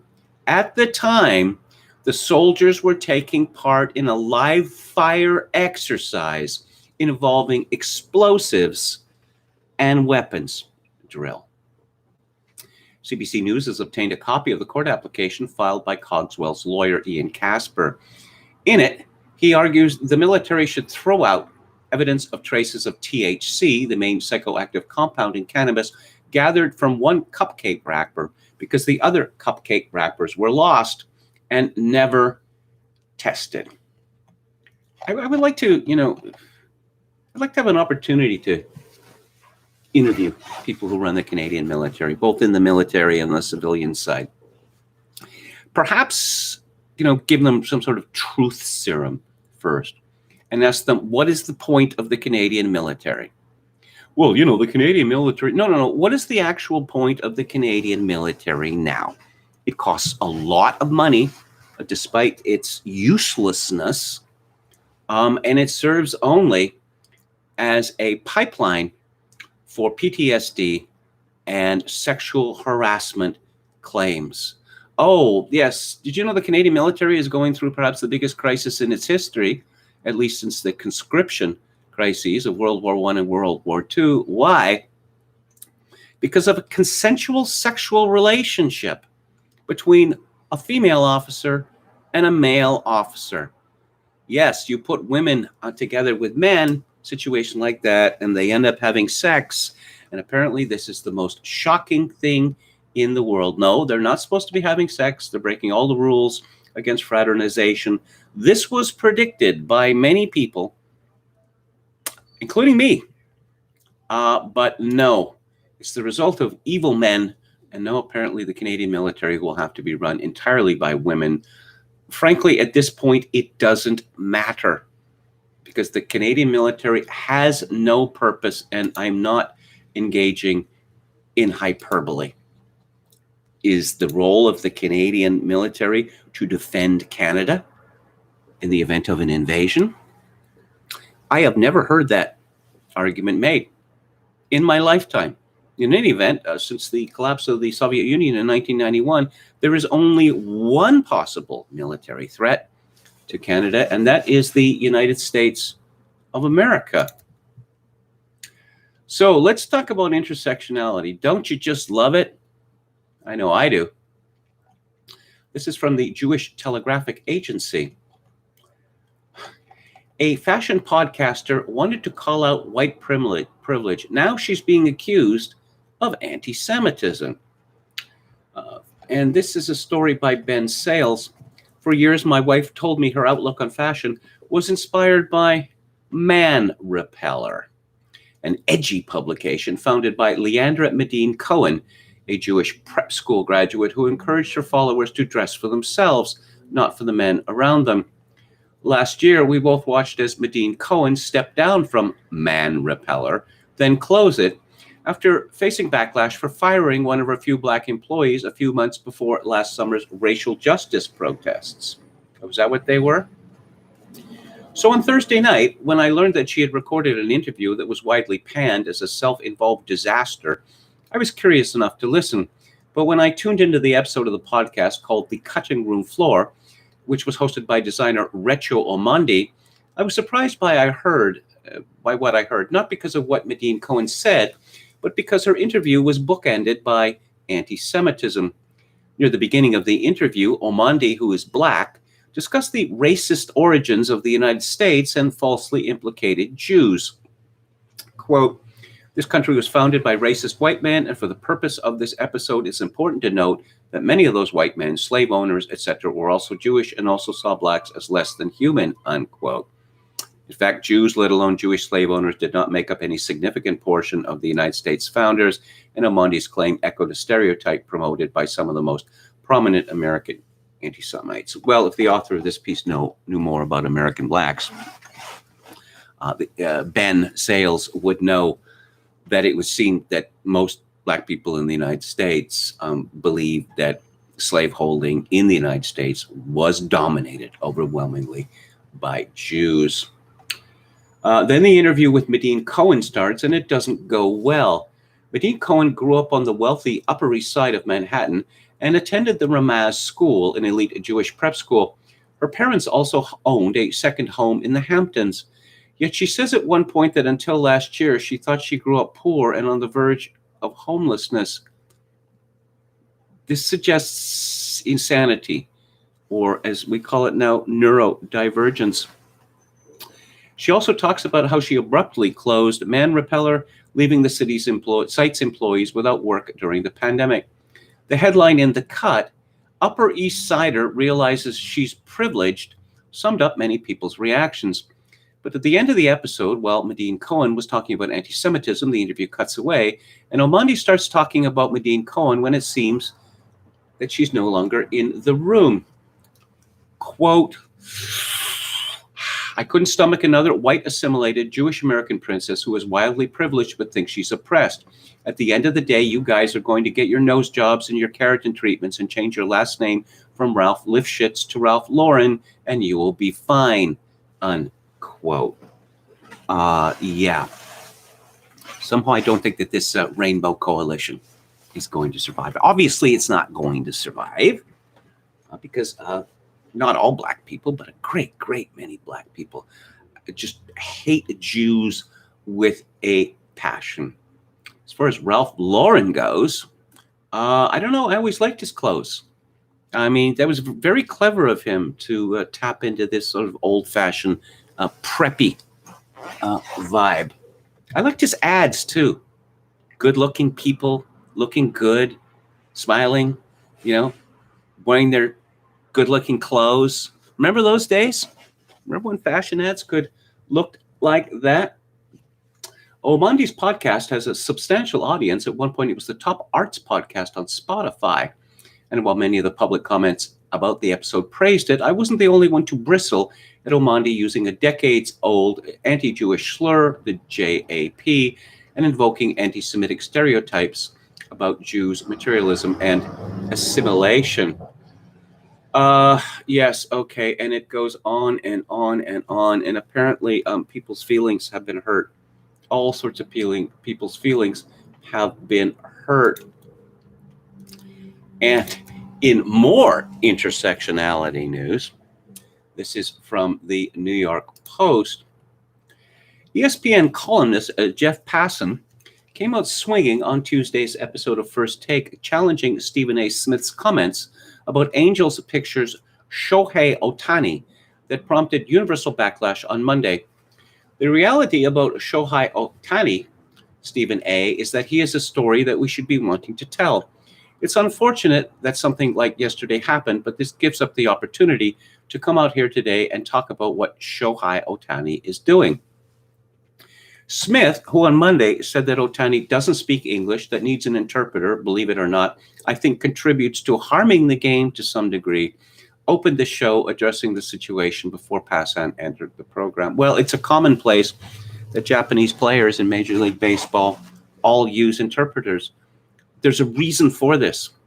It's not that they're stupid or that they're too lazy to learn English. It's that there is a very strong prejudice against them learning English, becoming westernized. Japanese typically don't spend more than, say, 2 years out of Japan for the fear of westernization. But of course, if you're being paid, a fortune to play baseball, then you might find yourself, spending many more years, and you can protect yourself against westernization by refusing to learn English. I don't know. I mean, it doesn't seem to me to be the most outrageous statement in the world that Major League ball players, and there are many Dominicans in the same boat, no pun intended, who refuse to learn English as well, that in some way this hurts the sport. It seems to be, one can agree or disagree. I just don't think it's all that hateful. The outspoken ESPN host and analyst apologized to the Asian community, the Asian American community, to Walt Disney, and to ESPN for his comments criticizing Ohtani's use of interpreter, adding, "I also want to extend a personal apology to Ohtani himself." Smith's television apology followed a written statement he shared to social media Monday. Passan, I don't know how it's pronounced, who teased his first take appearance Monday, had a fiery presence in defense of Ohtani. What he's doing right now is something we have not seen since Babe Ruth, someone who's starting the All-Star game today and batting first the day after putting on an electric performance at the Home Run Derby yesterday, he argued, adding that Smith only addressed Ohtani twice on Monday's episode of First Take. Why? Look at what he's doing. That's what we should be asking ourselves. It's not that Shohei Ohtani doesn't speak English publicly and that people don't embrace him. It's that if people don't embrace him publicly because he doesn't speak English, they're the problem, not Shohei Ohtani. Well, what this young ball player has shown this year, even though I've stopped following baseball entirely because of how woke it's become and pulling the All-Star game out of Atlanta, it's been impossible to avoid people marveling over Shohei Ohtani. And it is not an exaggeration to say that no ball player since Babe Ruth has done what he has done. On the other hand, I do not think that it is unreasonable to criticize a ball player for deliberately not learning English. Let's have a final look at the chat. Okay. Barkley, pitiful, in reference to Charles Barkley. A zillionaire Pritzker family was instrumental in the rise of Obama, says Burkin Sultanov. Okay. Mandela's career. A lot of communists there in the African National Congress. An awful lot of communists. There was an incident in the Canadian House of Commons some years ago where a Reform MP was pilloried for saying that Nelson Mandela was a terrorist. Well, Nelson Mandela cheerfully confessed at his trial to being a terrorist, And this came up in the English version, the original version of The Office, where I guess, the creator decided that he was sick of people getting angry when Nelson Mandela was called a terrorist. Now, I suppose, one can agree with terrorism or not agree with it, but facts are facts. And Mandela was a communist. NAACP was basically managed by a clique of American Jews for decades, says Burkin Sultanov. Well, yes, and you can see that there are many blacks in the United States. This rankled them at the time, and it still rankles them today. On Theater Thursday, I am going to be discussing Lord Leviduc, which is a hilarious satire from 1966 by George Axelrod. And on the book club on Friday, I am going to be discussing Amy Chua's World on Fire, which I think is outstanding book. And it's about globalism. So there's all sorts of crazy things there, all manner of crazy things. How about this? Let's spread globalism around the world. There was also the time that the U.S. government hired New York-based Burson Marsteller, the the world's largest public relation firm, to help sell free market capitalism to the people of Kazakhstan. Among other ideas, Burson Marsteller developed a television soap opera miniseries glorifying privatization. In one episode, two hapless families desperately want a new house but don't know how to build it. Suddenly, a hot air balloon descends from the sky bearing the name Soros Foundation in huge letters. Americans spring out, erect the house, and soar away, leaving the awestruck Kazakhstanis cheering wildly. Yes, this actually happened. I'll be back on the air tomorrow at 4 p.m. Pacific, 7 p.m. Eastern. Thank you all for tuning in. If you like share any part of it, I appreciate it if you click on the like button and subscribe to my YouTube channel if you have not done so already. If you would like to contribute, make a contribution to this live stream, which would be very much appreciated at this difficult time, my PayPal account is linked to kevin_grace@hotmail.com. Once again, kevin_grace@hotmail.com. If you're in Canada, donations can be made directly via Interac at kevingrace@shaw.ca. And as always, I leave you with this. In these days of social atomization and civilizational collapse, I do dearly wish that you, my dear viewers and listeners, manage to forge a genuine human connection in order to ease the burden. Good night.